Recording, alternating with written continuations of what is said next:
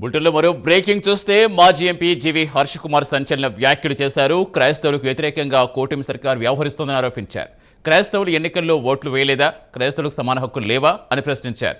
రాష్ట్ర ఐజీ, జిల్లా ఎస్పీలు ఆర్ఎస్ఎస్ ప్రతినిధులుగా వ్యవహరిస్తున్నారని ఆరోపించారు. ఈ నెల 24వ తేదీన జరిగే ప్రవీణ్ పగడాల సంస్మరణ సభకు వెళ్లవద్దని, వెళ్లిన వారిపై కేసులు పెడతామంటూ బెదిరింపులకు గురి చేస్తారని హర్ష కుమార్ అన్నారు.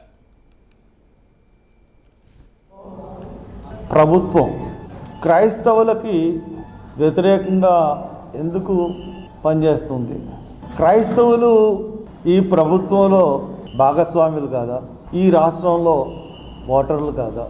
ఈ రాష్ట్రంలో అందరికీ ఉండే సమానమైన హక్కులు వాళ్ళకి లేవా అని నేను ప్రభుత్వాన్ని ప్రశ్నిస్తూ ఉన్నాను.